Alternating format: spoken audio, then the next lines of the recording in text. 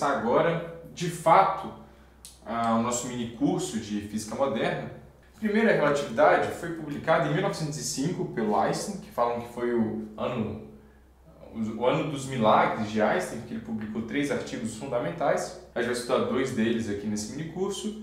E o primeiro deles é a relatividade restrita, ou especial também.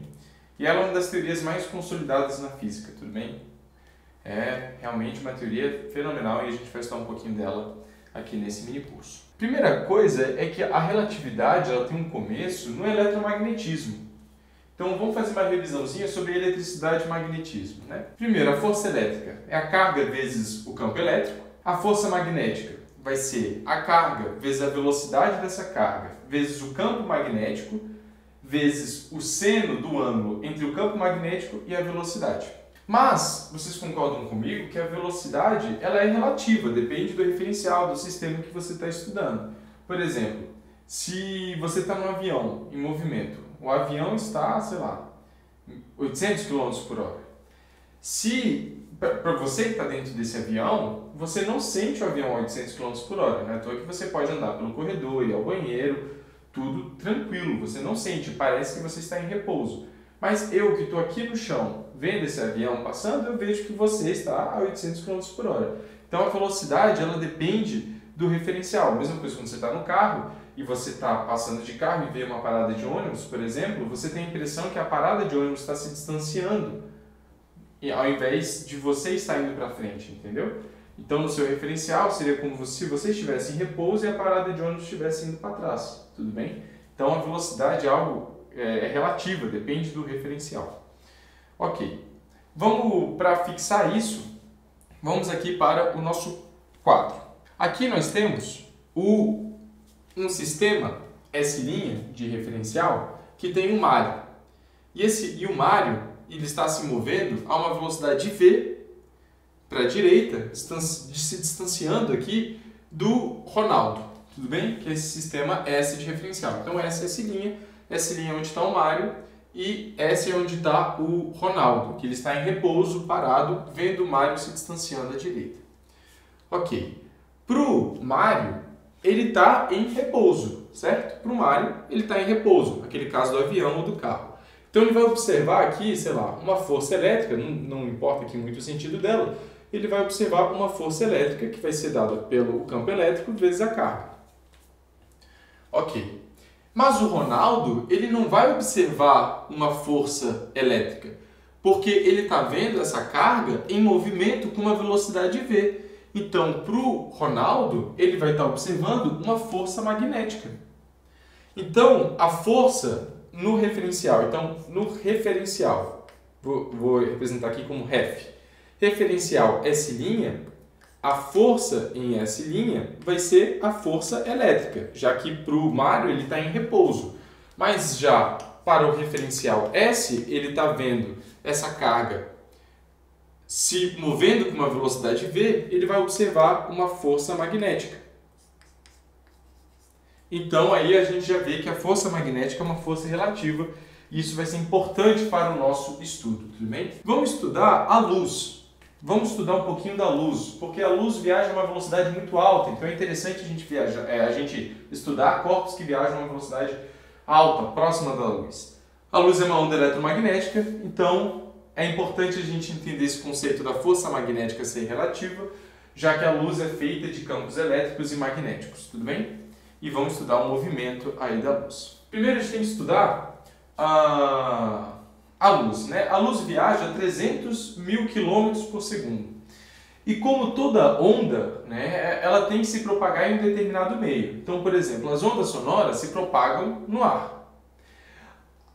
As ondas de água se propagam na água. E a luz? Aonde que a luz propaga? Porque o Sol está iluminando a Terra a 150 milhões de quilômetros e ainda chega a luz aqui. Só que na teoria, no espaço, tem nada, né? É o vácuo. Então a gente vai ter essa hipótese do éter, que vai ser um meio de propagação da luz, e ele cobre, vamos dizer assim, cobre, né, todo o espaço, tudo bem? Já que a luz se propaga em todo o espaço. Então a gente vem com a hipótese do éter, que envolve todo o espaço e a luz se propaga nele. Daí nós vamos, né, e Michelson e Morley, Michelson ganhador de prêmio Nobel, ele monta um equipamento chamado interferômetro que vai justamente tentar detectar o éter. Como a Terra está em movimento, essa Terra, a Terra, né, vai empurrar o éter. Por consequência, esse éter vai estar a uma certa velocidade. E a nossa tentativa vai ser tentar calcular a velocidade do éter. Pensa assim, um avião, ele se desloca no ar. Então, o meio que está envolvendo o avião é o ar. Então, a gente vai tentar calcular a velocidade do vento a partir da velocidade do avião, entendeu? Como o avião está deslocando o ar, esse ar vai adquirir uma certa velocidade e a gente vai tentar calcular essa velocidade do ar a partir da velocidade do avião.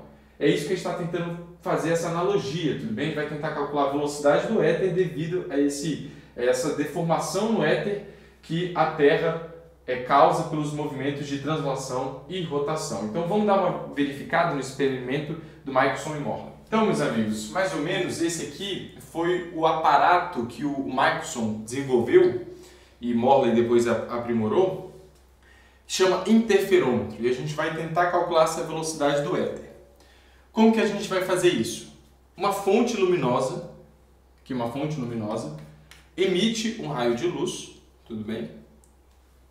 Esse raio incide nesse primeiro espelho, dele vem, bate em um outro espelho e volta. Enquanto uma outra parte desse raio bate no espelho da frente, de cima, volta e depois eles vêm depois esse raio, né, que foi dividido para a direita e um para cima, eles voltam para cá e são interceptados por um detector. A velocidade da luz, a gente tinha falado antes, é c, né? Então ele está subindo aqui com uma velocidade c, em que essa velocidade c é 3 vezes 10 a oitava metros por segundo, a velocidade da luz, certo? Ok. Mas aqui a gente vai ter um problema de velocidade relativa, né? Porque aqui esse v, né, seria a velocidade do éter. E como o éter envolve todo o espaço, esse interferômetro estaria também sendo envolvido pelo éter. Então, vamos supor que eu quero calcular o tempo t1 dessa reflexão, dessa ida e dessa volta, tudo bem? Para calcular o tempo t1, eu tenho que pegar o espaço, vamos considerar que isso aqui tem um tamanho L, isso aqui tem um tamanho L também. Para calcular o tempo t1, bom, velocidade é igual a ΔS sobre ΔT, então ΔT vai ser o ΔS sobre V, certo? Quem que vai ser esse ΔS? É 2L. E quem que vai ser esse V? Vai ser a velocidade relativa, né? Lembra do seu primeiro ano? Velocidade relativa, nesse caso aqui, como estão indo para o mesmo sentido, seria C mais V. Então esse é o ΔT1, tudo bem? E o ΔT2, que seria esse aqui de cima, é a mesma coisa, seria 2L, mas isso aqui estaria sendo dividido por quem? Bom, agora a velocidade da luz está para cá. Então imagina assim, agora a velocidade da luz está para cá e a velocidade do éter está para cá. Seria aquele problema clássico, né, de um barco tentando atravessar um rio de uma borda para outra e a gente tem a velocidade da correnteza, né? Então se esse barco ele atravessar com a velocidade perpendicular aqui, ele vai acabar parando mais para cá, não é? Então essa velocidade relativa, né, esse V, vai ser, na realidade, vai ser montado por um triângulo, né? Vai ser uma velocidade C para cá, vai ter uma velocidade V para cá e, na realidade, a velocidade relativa seria essa aqui, essa diagonal, tudo bem?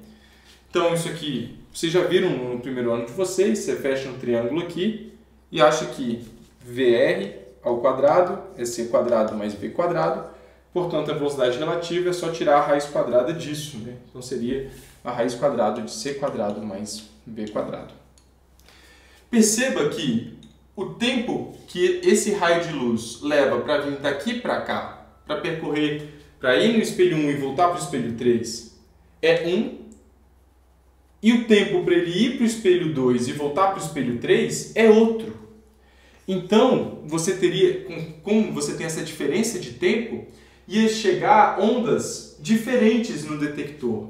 E você lembra do seu segundo ano, com o experimento da dupla fenda, que quando você tem duas ondas chegando em instantes diferentes, assim, ó, vamos supor, assim, você vai ter uma diferença na fase delas, ou seja, o que isso aqui gera? Lembra, uma crista mais uma crista gera uma interferência, né? Vai gerar uma interferência. Duas cristas sobrepostas geram uma crista maior ainda, né? Uma crista e um vale gera anula, né? Uma crista e um vale se anulam. Então aqui vai gerar um padrão de interferência. Um padrão de interferência. Acontece é que isso aqui, esse padrão de interferência, era de acordo com a teoria. Mas na prática, não observaram o padrão de interferência. Ou seja, você tem duas conclusões a partir disso. Primeiro, não existe esse tal do éter, a luz se propaga no vácuo mesmo. E outra, que a velocidade da luz ela não é relativa. A velocidade da luz não tem esse negócio de calcular a velocidade relativa. Ela não é relativa, a velocidade da luz é absoluta. Tudo bem? Para todos os referenciais. E foi a partir disso que a gente vê o fracasso do experimento do Michelson e Morley. Então, não foi observado nenhum padrão de interferência no detector, que a gente tinha contado aqui pela velocidade relativa, iam chegar ondas, a mesma onda, né, refletida ia chegar em instantes diferentes, portanto, ia gerar um padrão de interferência. Tudo bem? Isso você viu no seu segundo ano do ensino médio. Mas acabou não acontecendo esse padrão aqui de interferência. Então, não tem esse éter e a velocidade da luz ela é absoluta, não tem como calcular a velocidade relativa da luz, tudo bem? Então, por que não foi observado? Na realidade, esse tempo T1 e tempo T2, eles não são diferentes, eles são iguais, tudo bem? Diferente seria nessa parte teórica, mas na prática, no experimento, observaram tempos iguais. Portanto, não se observou velocidade relativa. Isso aí é uma foto do interferômetro de Michelson e Morley na prática, vamos dizer assim, né? Como eles fizeram naquela época, lá em 1887, se eu não me engano. A base para a gente começar a falar sobre relatividade restrita. Ela recebe esse nome, relatividade restrita, porque ela é só válida para referenciais inerciais. Mas como assim referenciais inerciais? O que é inércia? A inércia é a tendência de um corpo de manter o seu estado de movimento. Portanto, quem que quebra a inércia? É a força resultante, é a aceleração. Isso aí você viu nas 3 leis de Newton. Então, como a relatividade é restrita, é porque ela só vai valer para referenciais inerciais. Ou seja, lembra do Mário e do Ronaldo? O Mário tem duas opções, né, para o Mário e para o Ronaldo. Ou eles vão estar em repouso, que é o caso do Ronaldo, ou eles vão estar se movendo com velocidade constante, que é o caso do Mário. Lembra? Ok, ótimo. Então, essas são as duas condições para a gente falar sobre relatividade restrita, que só vale para referenciais inerciais. Ok. Ela foi construída com base em 2 postulados. O primeiro é a generalização do princípio de Galileu para a relatividade de Galileu, né? Eu vou me embolar aqui no galileiana. Então, com base na relatividade de Galileu, que Galileu falava que as leis da física, as leis da mecânica são as mesmas para todos os referenciais inerciais, Einstein generaliza isso e fala que as leis da física são as mesmas para todos os referenciais inerciais, tudo bem? E a segunda seria como se fosse a resposta do Einstein ao experimento de Michelson e Morley, que a velocidade da luz no vácuo é constante para todos os referenciais. Por isso a gente não observou uma diferença de tempo aqui. Por isso que esses tempos são iguais. Porque aqui não vai ter C mais V. Aqui é só C. E aqui não vai ter mais essa raiz quadrada de C quadrado mais V quadrado. Não, vai ter só C. Porque a velocidade da luz ela vai ser a mesma para todos os referenciais. Então, por exemplo, se o Mário ligasse uma lanterna, ele acharia a velocidade da luz sendo 3 vezes 10 oitava metros por segundo.